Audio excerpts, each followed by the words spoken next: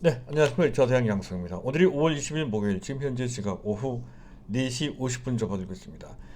자, 지난주부터 이번 주까지 전반적으로 자, 우리가 느끼는 시장 상황은 상당히 좀 답답한 그런 느낌을 좀 받게 되죠.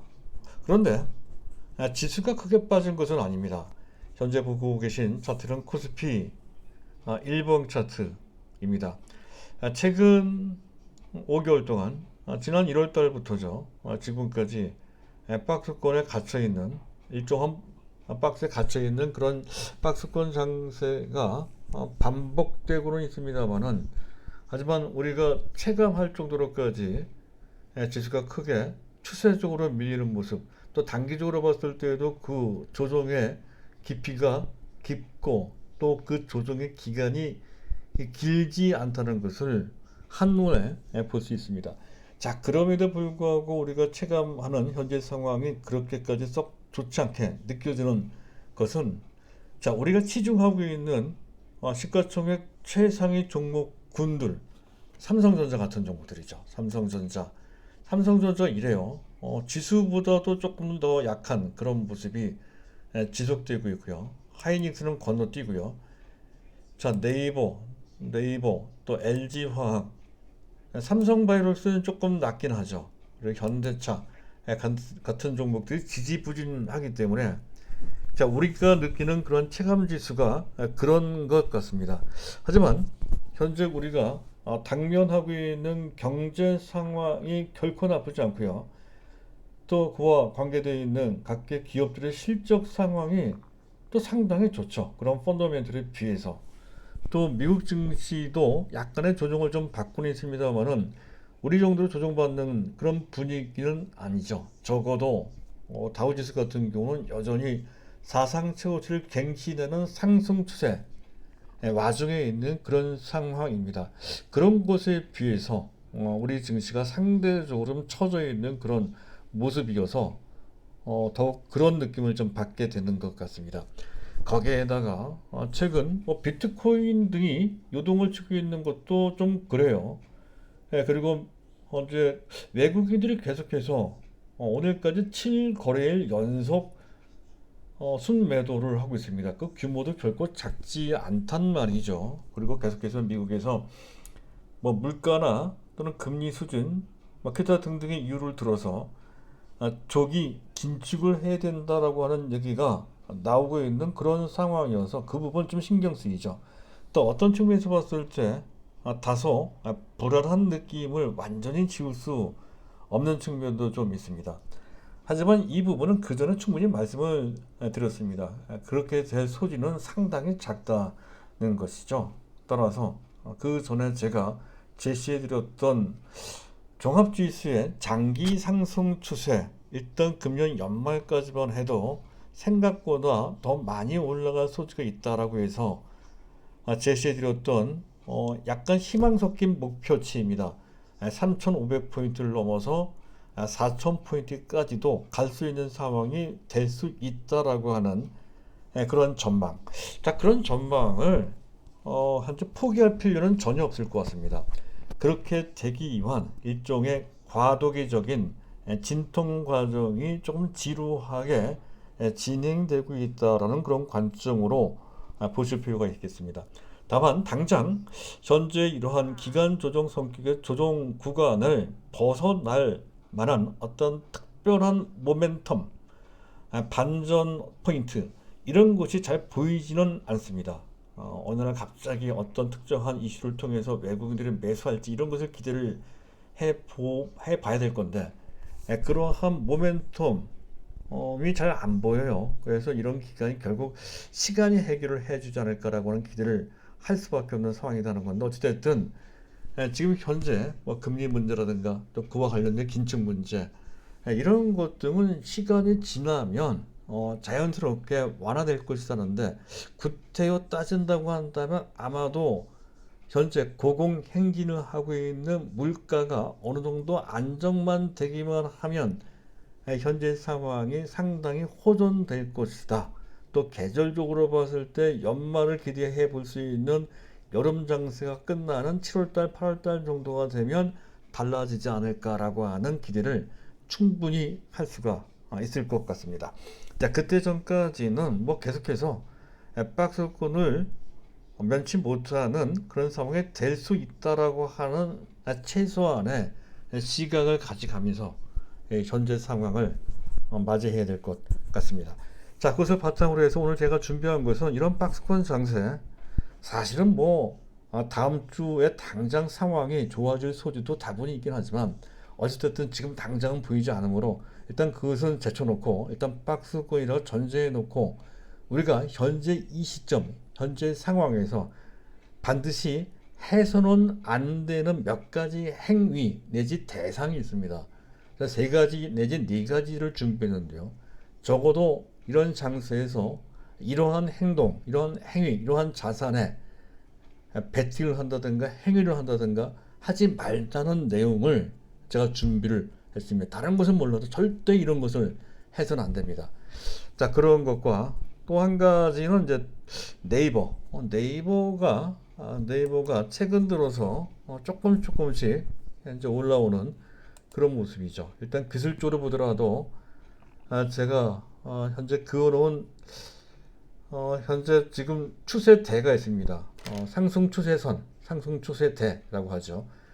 지금 현재 상승 추세대의 하단 부분에 와 있는 기술적으로 봤을 때도 상당히 매력적인 그런 구간에 와 있다는 것을 차트를 보시는 분들은 한눈에 보실 겁니다.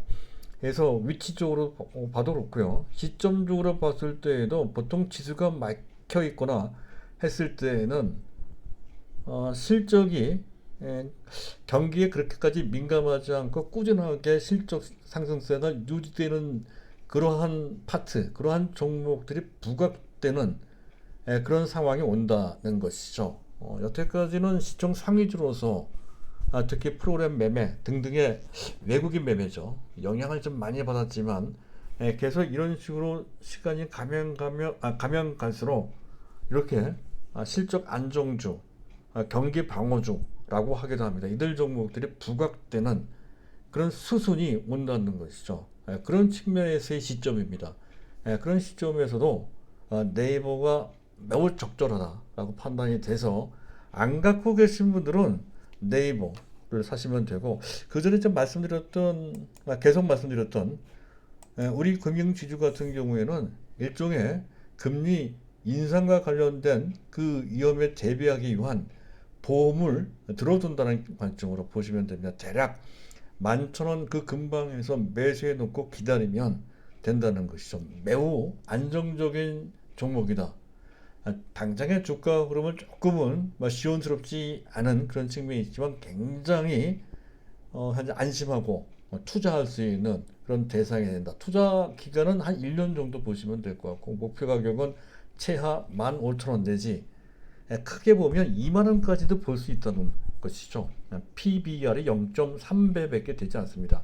실질적인 가치주 측면에서 또 그런 상황이 지속되면 될수록 이런 종목들이 부상하는 그런 기회가 옵니다. 그런 측면에서도 우리 금융주주가 상당히 유력하다라고 이제 말씀드릴 수 있겠습니다. 단기, 중기적으로는 현재 막혀있는 삼성전자나 네이버, LG화학, 네이버는 조금 다른 측면에서 볼 수 있겠네요. 그런 현대차, 이런 종목에 대안이 될 수 있다는 측면에서 어느 정도 이쪽에 비중을 둬도 된다 하는 말씀을 계속 드리고 있습니다. 자, 그것을 바탕으로 해서 순서에 맞춰서 좀 말씀을 드릴 건데요. 자, 말씀 순서에 맞춰서 일단 먼저 이슈부터 점검을 해야 되겠죠. 자, 가상화폐, 가장 대표적인 가상화폐는 비트코인입니다. 한때 3만 달러가 무너졌기도 했었죠.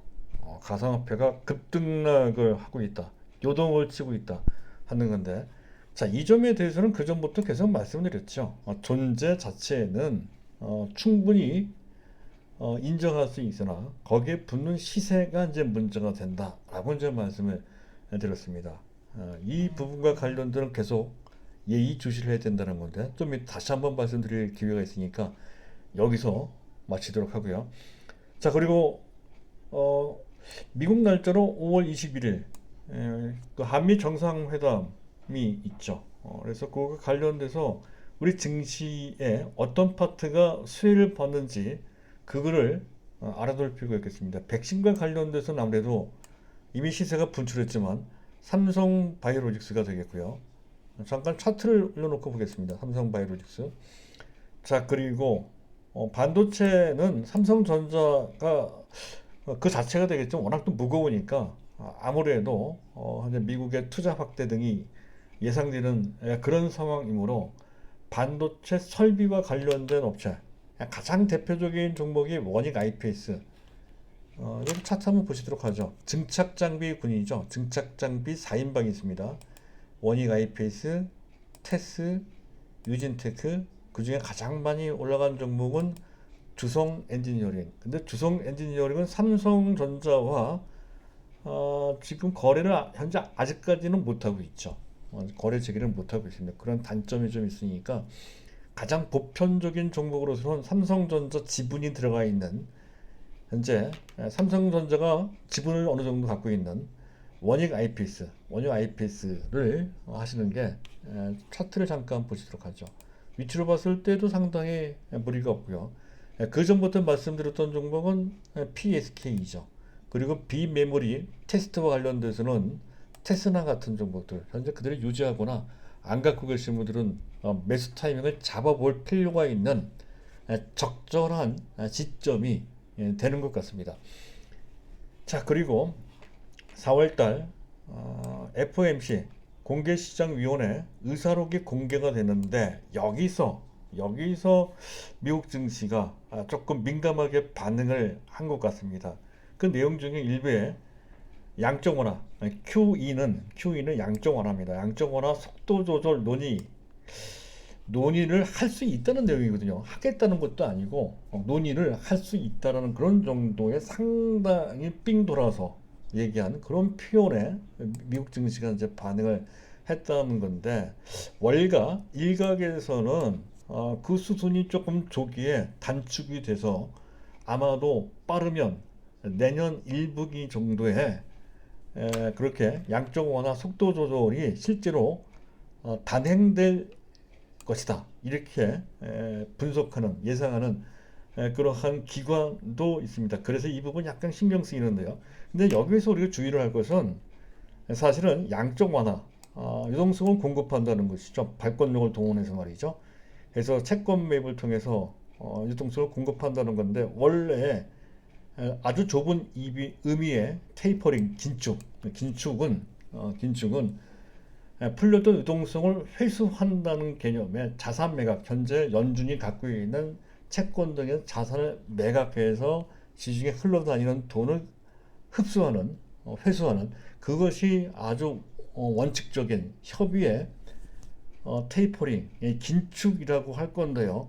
지금 여기서 얘기하는 긴축은 그 긴축이 아닙니다. 광의의 긴축입니다. 즉 현재 계속 양적 완화는 계속 유지하되 다만 그 자산 매입은 계속 유동성을 공급하는 거죠. 다만 그 매입 규모를 줄인다는 개념이 있거든요. 공급은 유지하는데 그 규모만 줄인다는 거니까 원칙상으로 봤을 때는 테이퍼링은 아닌데 넓은 뜻으로 봤을 때는 기조가 약간 바뀐다는 측면에서 테이퍼링이라고 그렇게 인식하고 있는 것 같고 거기에 미국 증시가 조금 민감하게 반응하고 있는 것이라는 건데 이 부분은 그 전에 자료를 통해서 말씀드렸죠. 그렇게 됐을 때 시장에 미치는 영향은 2015년도 예를 봤을 때 약 1개월 내지 실제 단행됐을 때 3개월 정도 전체 위에서 아래에서 조정받는 구간은 대략 한 16% 내지 20% 정도인데 이미 한 7% 정도 조정을 받았으니까 추가적인 조정의 폭은 설사 그것이 단행된다 하더라도 크지 않다는 것을 알 수가 있습니다.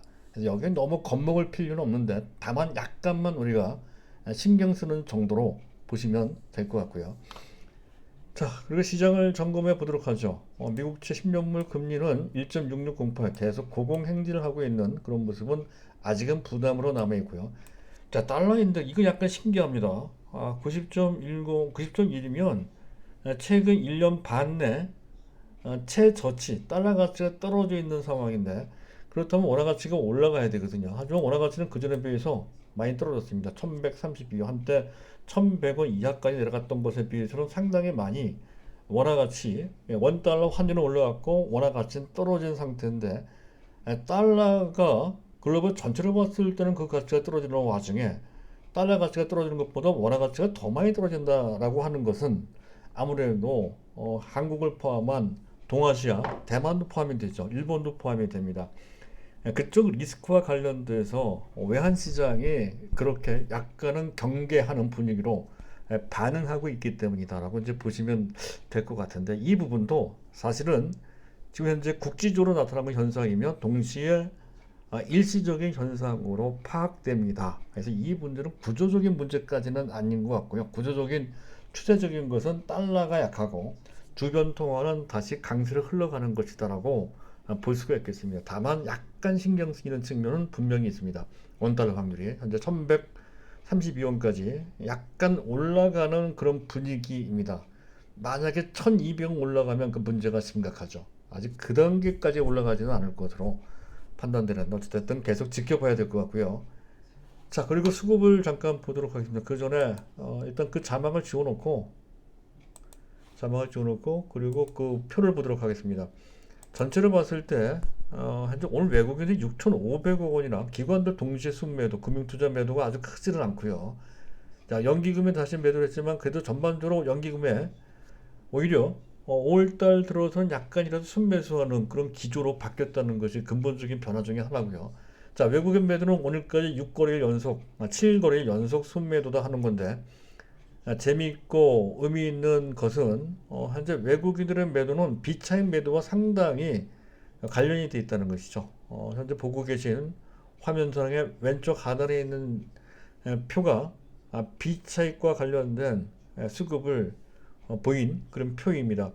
거기 보면 오른쪽 상단에 계속해서 매도가 있는 것을 볼 수가 있죠. 그림으로 보는 게 더 낫겠네요. 그림으로 보면 이렇게 계속해서 아래쪽으로 향하는 파란색 막대 그래프를 우리가 볼 수가 있습니다. 계속 외국인들이 비차익 매도를 하고 있다는 거고, 그것은 외국 전체 매도와 직접적인 깊은 관련이 있다는 것을 보여주고 있다라고 할 수 있는 그런 내용이 되겠습니다. 그래서 지수가 부담을 갖고 있고, 또 그 지수와 연관돼 직접적으로 그 영향을 받고 있는 또는 영향을 주는 삼성전자와 같은 시총 상위주들이 맥을 못 치는 이유가 되기도 한다라고 하는 것이죠. 그리고 개인들은 외국인들과 반대편에서 수급 포지션이 결정되는데요.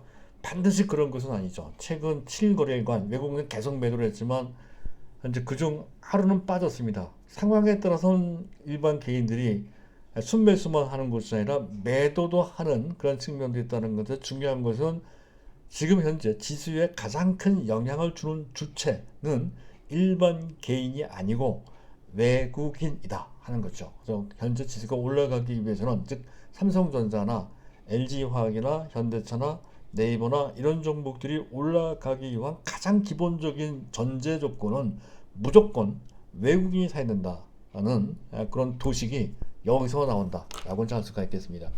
자, 그리고 마지막으로 체크할 것은 베이시스입니다. 베이시스가 마이너스 0.2%, 아직까지는, 즉 5월 3일 공매도 이후 시장의 정상화됐기에 그 정상화된 다음부터의 베이시스가 마이너스라고 하는 것은 실질적으로 현재가 약세 국면이다 하는 것을 설명한다라고 말씀드렸는데요. 하지만 지난주 또 이번 주 초에만 하더라도 그 베이시스가 마이너스 0.5 이상 마이너스 쪽으로 많이 벌려져 있었던 건데, 오늘 장 후반에는 플러스가 나온 적도 있었고요. 어쨌든 그 마이너스 폭이 많이 좁혀졌습니다. 그래서 시장이 그만큼 안정되어 있고 약세장 국면도 그런 측면에서는 막바지 국면이지 않겠느냐라고 하는 그런 것을 조심스럽게 기대를 해볼 수 있는 약간의 변화가 현재 보인다라고 설명이 되겠습니다. 그리고 한 가지 유의할 것은 6월물 선물 및 옵션에 현재 그 6월물 마감일이 6월 10일 날입니다. 6월달 둘째 주가 아니고요. 두 번째 목요일 날. 그때가 마감일이기 때문에 마감일에 근접하면 근접할수록 그 베이시스는 0에 수렴합니다. 그래서 0에 수렴하는 것을 놓고 긍정적이다 이렇게 볼 수는 없으니까 그것까지 감안해서 판단을 할 수 있는 그러한 그 시각으로 접근을 좀 해야 될 것 같습니다. 근데 줄긴 줄었어요. 분명 이 부분은 다소 작긴 하지만 약간의 긍정적 변화가 만들어진 것이다 이렇게 판단될 수 있는 그런 변화라고 이제 볼 수가 있겠고요. 자, 그리고 이제 오늘 두 번째 주제가 되겠습니다. 박스권 장세. 지금은 누가 보더라도 답답할 정도로 지루한 박스권 장세입니다. 보편적으로 이렇게 됐을 때에는 주로 종목 장세가 펼쳐지는데요. 하지만 최근의 상황을 보면 그 종목 장세도 그렇게 화려하지가 않습니다. 대부분의 종목도 거기에 바이오주까지 포함을 해서 현재 매국을 못 추고 있는 그런 상황이 전면적으로 전방위적으로 나타나고 있다 하는 것을 감안해서 말씀을 드릴까 합니다. 일단 이런 박스권 장세에서 절대로 해서는 안 될 금기사항 내지 금기 매매 대상이 무엇인지를 먼저 말씀을 드릴까 합니다. 박스권 장세에서는 많은 유혹이 있거든요. 내가 갖고 있는 종목에 워낙에 못 가니까 그 대안을 찾는 과정에서 또 여기저기서 또 이상한 소리도 많이 들리니까 귀가 솔깃해서 그렇게 빠지는 그런 사람들이 생각보다 너무 많습니다. 그래서 제가 말씀을 드리는 거죠. 절대 비트코인 등 비트코인까지도 괜찮은데 도지코인이나 캐터 등등 수많은 알트코인이 넘쳐나고 있죠. 그 존재 자체는 인정된다고 말씀드렸는데 그런데 그것을 트레이딩, 매매하는 것은 금기 사항입니다. 존재를 부인하는 것은 아니죠. 근데 매매하지 말자. 우리는 특히 이 방송을 청취 내지 시청하시는 분들은 정석 투자하시는 분들이거든요. 이분들이 비트코인을 한다? 절대 해서는 안 됩니다. 트레이딩 하지 마십시오. 비트코인을 한다. 보유하는 것까지는 괜찮아요. 근데 그것을 매매를 한다 하는 것은 미친 짓입니다. 하지 마십시오. 왜냐하면 일단 비트코인은 그 존재 가치에 대한 판단 기준할 수 있는 어떤 가치가 없죠. 가치가 없습니다. 근데 가치 판단할 수 있는 기준이 없습니다. 따라서 거기는 불가피하게 투기적인 시세가 붙을 수밖에 없다는 것이고요. 따라서 투기적인 시세이니만큼 그 가격 변동성은 극단적입니다. 그도 그런 식으로 극단적인 것을 또 선호하거나 그쪽에 매몰되는 그러한 사람들도 있는데요. 그렇게 되면 될수록 그 트레이딩 극단적으로 변동성이 심한 그러한 시세에 중독된다는 거죠. 중독되면 정신이 피폐해지는 것입니다. 빠져나올 수가 없죠. 정신이 완전히 망가진다는 것이죠. 그래서 이런 것을 절대 피해야 된다는 거죠. 주변에 이 방송을 듣고 계신 분들은 안 하시겠지만 혹시 방송을 듣고 계신 분들 주변에 그런 사람이 혹시라도 있다고 한다면 도시락을 싸가지고서도 말려야 됩니다. 절대 하지 못하도록 해야 된다는 것이죠. 자, 그런 측면 수없이 제가 이런 망가지는 사람들을 많이 봐왔기 때문에 그래서 걱정스러워서 말씀을 드리는 거고요. 어찌됐든 이러한 비트코인 존재 자체는 인정된다고 말씀드렸죠. 미래의 비전형 자산의 한 부분, 그 중에 하나로 우리가 많은 미래에 대한 투자를 할 수 있는데 그 중에 하나로 비트코인이나 다른 어떤 코인을 보유하는 것, 소량으로 말이죠. 일정 부분 보유하는 것 자체는 필요할 수 있습니다. 예를 들어서 비트코인 존재가 상당히 의미가 있어요. 거래가 투명하고 또 현재 거래의 안정성이 상당히 뛰어나고 편의성도 좋죠. 또 자산, 어떤 특정 자산에 대한 현재 그 시간과 또 공간의 어떤 그 한계를 파괴하는 그런 새로운 개념의 자산이라는 측면에서 미래의 자산일 가능성도 다분히 있단 말이죠. 미래에 그러니까 디지털 골드라고 제가 표현을 해드렸는데 미래의 어떤 금을 또 귀금속을 대체할 수 있는 그런 자산으로 자리 잡을 가능성도 어느 정도는 있습니다. 그렇다고 한다면 일정 부분 그런 차원에서의 장기 일정 부분 보유하는 것까지는 괜찮으나 그러나 그것을 매매를 통해서 수익을 챙긴다? 이거는 미친 짓입니다. 하지 마십시오. 자, 같은 개념으로 정치 테마주가 그래요. 그것도 하지 마십시오. 절대 하지 마십시오. 이거 하면 폐인됩니다.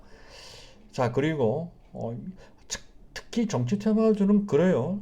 제가 유튜브를 통해서 또는 기타 전화상을 통해서 마치 어떤 특정 정치인과 관련된 종목들을 소개해 주겠다라고 하는 스팸 메일이나 또는 스팸 컨텐츠를 많이 봅니다. 이런 곳에 혹하지 마십시오. 절대 여기 빠져서는 안 된다는 것이죠. 자, 그리고 마지막으로 신약 관련주입니다. 세 번째, 신약 관련 바이오주인데요. 이것도 가끔마다 제가 언급해 드렸죠. 일단 신약과 관련된 현재 꼭 관련 정보에 대해서 많이 아는 사람과 우리는 잘 모르잖아요. 따라서 그 정보의 비대칭과 관련된 불균형 문제, 이거는 심각합니다. 많이 아는 사람이 절대적으로 유리하고 많이 모르는 사람들은 불리하겠죠. 그리고 정보를 안다 하더라도 난해, 너무 어려워요. 우리는 판단 못합니다. 그렇거든요.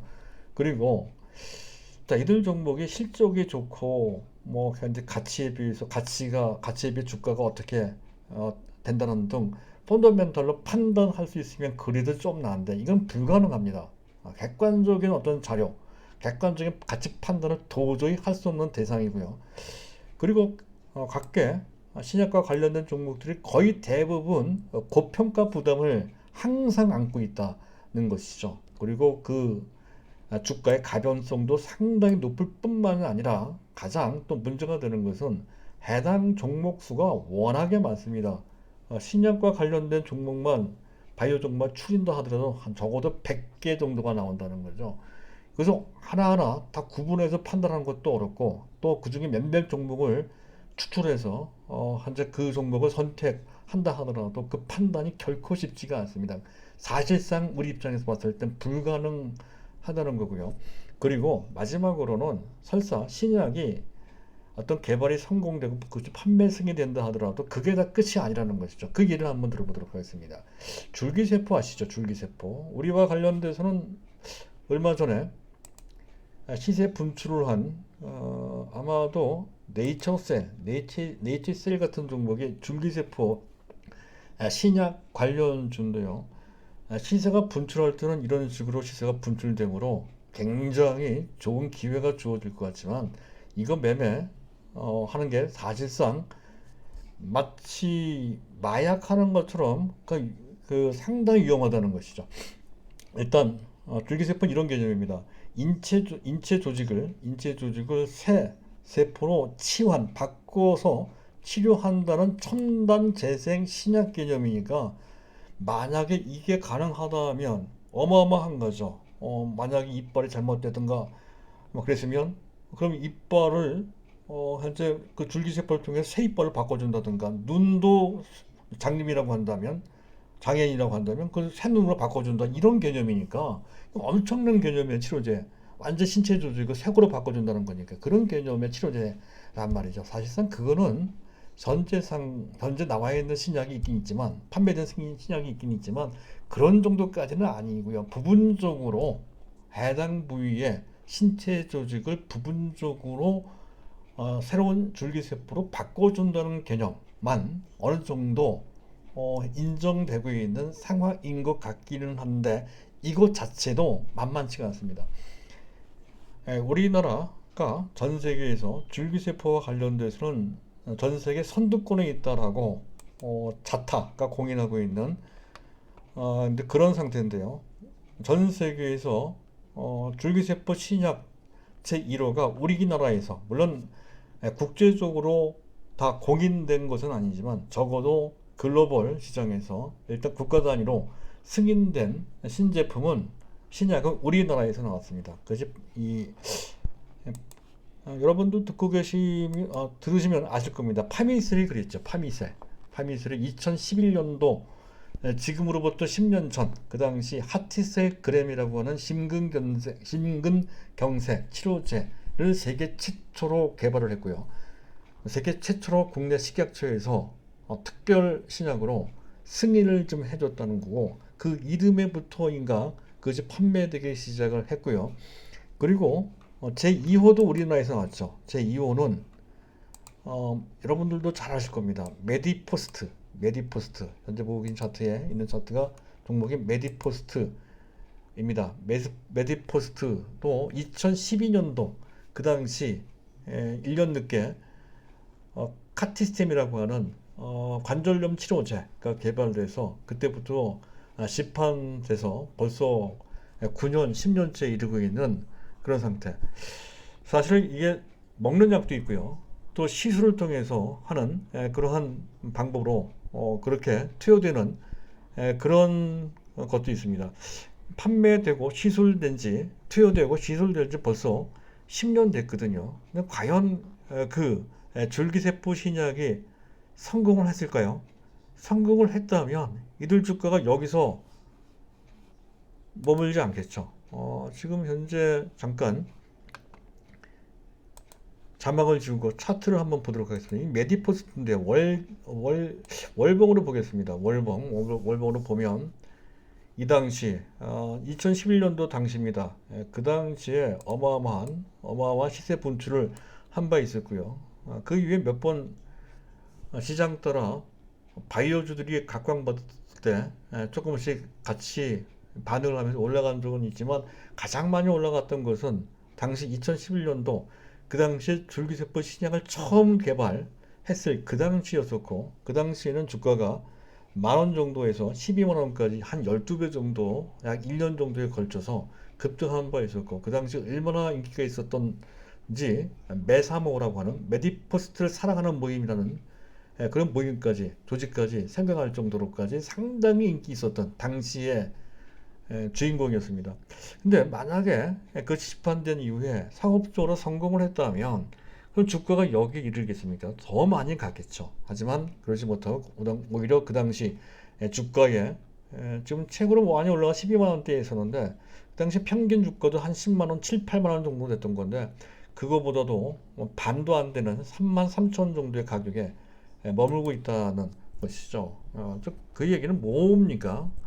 신약에 성공을 해도 상업적인 성공은 보장이 안 된다는 거고, 그렇다고 한다면 현재 시세는 막연한 어떤 기대감 때문에 그래서 그 유지되는 정도의 시세밖에 되지 않는다는 것을 의미하죠. 따라서 이들 종목은 정석 투자 대상으로 보기는 좀 어렵습니다.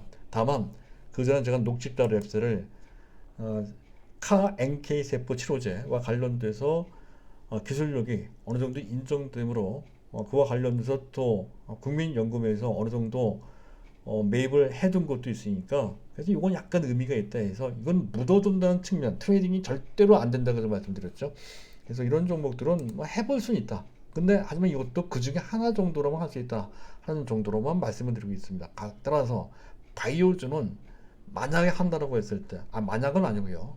반드시 한 종목 정도 있어야 되는데 그 한 종목은 반드시 삼성바이오로직스다 하는 것이고, 사실은 그거 하나만 들어도 충분하다 하는 건데 다소 아쉽다면 아까 얘기했던 뭐 녹십자 랩스라든가 녹십자 랩셀이나 제넥신 같은 정도도 가능한데 최근에 좀 많이 올라왔기 때문에 그건 빼고요. 그런 정도만 아주 국한돼서 하기만 하고 보편적으로 다른 종목으로까지 폭넓혀서 매매를 하는 것은 절대 금기사항이 된다 하는 것을 말씀드리기 위해서 하는 거고요. 그것과 관련돼서 또 한 가지는 뭐냐면 이겁니다. 지수가 박스권에 있다 보니까, 그러니까 다른 대안을 찾기 위해서 각종 그 여러 가지 테마나 여러 가지 또 재료를 통해서 주가가 또 한순간에 분출하는 그런 인기주들이 있습니다. 그런 인기주들이 굉장히 또 유혹적이거든요. 그런 쪽에 매매를 일삼는 그런 부류, 또 그런 식으로 권유하는 그러한 그 전문가 연하는 그런 친구들이 있습니다. 결코 그런데 빠져서는 안 된다는 것이고요. 스스로도 소형 테마주 같은 잦은 매매 절대로 하지 마십시오. 이거 하다 보면 다 망가집니다. 이걸 다 이겨내고 참아내고 견디고 해야 장기적으로 안정적이고 또 지나놓고 보면 상당히 좋은 수익을 낼 수가 있기 때문에 그렇습니다. 이것을 견디고 이겨내는 것이 결코 쉽지는 않지만, 그러나 제가 도와드릴 테니까 제발 그렇게 하시라는 말씀을 드리고 싶고요. 자, 그리고 이제 마지막으로 그 네이버를 얘기해야 되겠죠. 네이버 이왕이면 뭐 차트를 올려놓고 말씀 드리는 게 좋을 것 같네요. 월봉이 아니고 일봉을 봐야 되겠죠. 네이버 아까 얘기했던 차트상 몇 점에 와 있다 하는 것을 일단 초점에 맞춰 놓고 보시되, 자, 네이버는 이런 개념입니다. 네이버를 처음부터 끝까지 네이버의 기업 내용 및 실적 기타 등등을 다 얘기하자면 너무 방대합니다. 오히려 삼성전자보다 더 복잡합니다.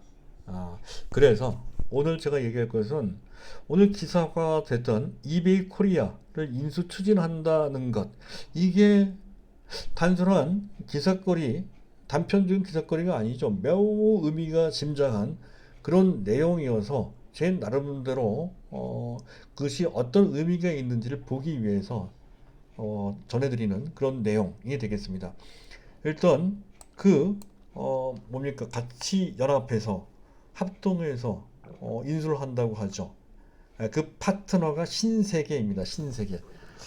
자, 신세계하고는 지난 3월 달인가요?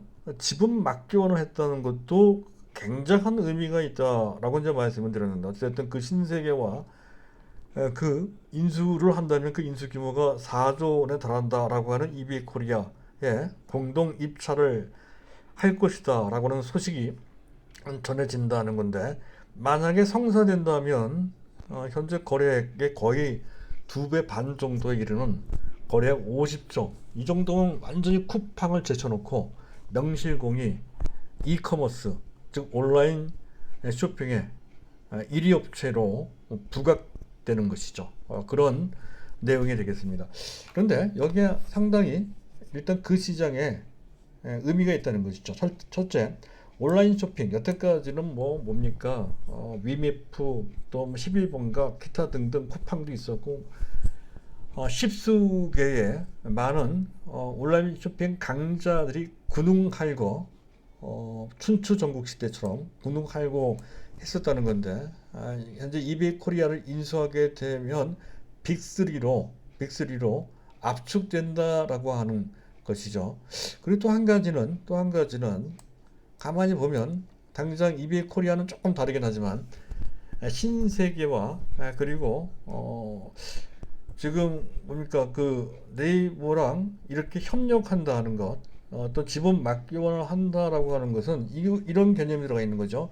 온라인과 오프라인의 결합이라고 하는 개념이 들어가고, 거기엔 또 대형화라는 개념이 들어가고요. 또 한 가지는 장치 산업화. 요새 풀필먼트라고 들어보셨나요? 풀필먼트. 이게 초대형 물류센터라고 하는 개념입니다. 풀필먼트. 이전에는 이게 그냥 물건을 적지 않은 정도로만 봤던 건데, 지금은 그를 통해서 상당한 물류 거점이 된다는 것이죠. 상당한 시설과 상당한 투자를 해야 된다 하는 것으로 해서 일종의 장치, 거대한 장치가 필요해지는 상황이 됐다는 건데, 실제로 그렇게 투자를 하고 있는 상황이다 하는 점에서 매우 특별합니다. 그렇게 되면 다른 업체, 경쟁 업체가 도저히 그 시장에 들어올 수 없는 경계가 생긴다는, 진입 장벽의 벽이 생긴다는 것이죠. 그런 측면 상당히 의미가 있고요. 그리고 그를 통해서 한국 시장을 석권하고 그걸 바탕으로 해서 교도보가 된다는 것이죠. 해외 시장으로 진출할 수 있는 계기가 주어진다라고 하는 의미가 있겠습니다. 이 세 가지 의미가 있고요. 그리고 네이버한테는 특별히 더 의미가 있는 것은 이게 의미가 있습니다. 일단 온라인만 보더라도 스토어 생태계, 지금 스토어는 스토어만 얘기를 했습니다만, 상점만 얘기하면 상점도 두 가지가 있어요. 브랜드가 있고 일반 스토어가 있는데, 근데 브랜드 스토어까지 다 합쳐서 그런 스토어가 있고, 또 거기에는 무한대급의 또 네이버를 이용하는 잠재 고객, 또 실제 이용하는 실질 고객이 있고요. 그럼 고객이 실질적으로 연결될 수 있는 그 매개체, 플랫폼이 되는 거죠. 플랫폼을 네이버가 갖고 있는 것이고요. 그리고 거기에 각종 현재 콘텐츠 연결될 수 있는 또 멤버십, 또 결제 수단도 갖고 있죠. 또 여러 가지 또 판매 채널, 또 그런 것을 통해서 현재 그 해당 스토어나 해당 고객이 한번 묶이면 빠져나가기가 어렵습니다. 이게 락인 효과라고 하거든요. 락인 효과까지 막강하죠. 자, 이런 상황이, 이런 것을, 이런 생태계, 입체적이고 총체적인 생태계, 이것을 가만히 보면 스토어 생태계에서 그리고 결국에는 최종 배송의 가장 끝판이 신선식품의 배송입니다. 신선식품의 배송을 제일 잘하는 데가 백화점입니다. 백화점 그 중에서 신세계 이마트 같은 데이거든요. 그것과 연결된다는 측면에서 봤을 때 스토어 생태계에서 최종 배송까지 온라인 쇼핑 배송이죠. 여기까지 거의 완전체. 지금 이것을 갖고 있는 이런 시스템 갖고 있는 데가 지금 뭐 어딥니까? 카카오 정도가 경쟁사로 있겠지만 입체적이나 종합적이거나 하는 것 확장성이나 연계성 등등을 봤을 때 카카오는 비교 대상이 안 됩니다. 해서 붕괴 일학의 절대 군자로 그 완전체로 진화하고 있는 초입 단계다라고 하는 개념입니다. 그래서 제가 계속 네이버 그런 거고요. 자, 그리고 온라인 쇼핑은 현재 네이버의 전체 매출 비중의 20%또 가치 비중의 10% 정도밖에 되지 않는다는 건데 이게 말이 안 되죠. 현재 쿠팡 같은 경우에 한때 미국 시장에 100조를 평가받았었고 지금 약간 좀 내려갔죠. 따라서 쿠팡과 비교해 봤을 때 손색이 없을 정도가 아니라 훨씬 능가하는 현재 지금 규모 및 시스템 및 성장 잠재력을 갖고 있습니다. 그렇다고 한다면 쿠팡이 평가받는 것 이상 또는 뭐 쿠팡 미국에 상장돼 있음을 감안해서 좀 할인한다 하더라도 쿠팡 평가액의 50% 정도는 평가를 해줘야 되는 판입니다. 따라서 20조 내지 30조를 평가를 해줘야 되는데 실질적으로는 10조 정도밖에 그것도 많이 봐줘서 말이죠. 그런 정도밖에 평가를 안 하거나 못 하거나 그러고 있거든요. 말이 안 되는 얘기입니다. 그래서 일단 온라인 쇼핑만 보더라도 상당히 저평가되어 있고 저평가된 만큼 부각될 수 있는 가능성이 크다라고 할 수 있는 것이고요. 또 의미가 있는 게 이런 것 같아요.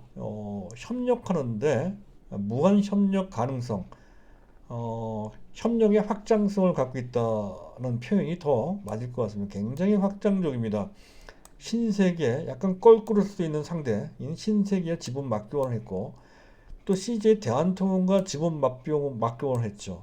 그리고 일본에서 소프트뱅크는 이게 친구라기보다는 오히려 일본에서 보면 적이라고 할 수 있습니다. 그럼에도 불구하고 저가의 동침까지도 불사한다는 거죠. 라인과 재팬야후가 경영 통합을 하고 그를 통해서 뭐 망가 시장에도 진출을 하고 그리고 쇼핑 시장에 진출을 한다라고 하는 그런 계획이 나오고 있는 상태입니다. 이런 거로 봤을 때 또 현재 그 북미로 가서 또 와패드를 인수를 했죠. 그래서 뭡니까 웹소설 플랫폼을 구축했죠. 웹소설 및 또 웹툰입니다. 웹툰 플랫폼을 구축하고 기타 등등을 보면 좀 네이버가 걸어가는 길이 지금 현재 그 흐름은 아직은 미미하나 그 결과는 엄청나게 클 것이다라고 하는 아직은 막연하지만 그런 지금 현재 느낌입니다. 느낌을 받게 된다는 건데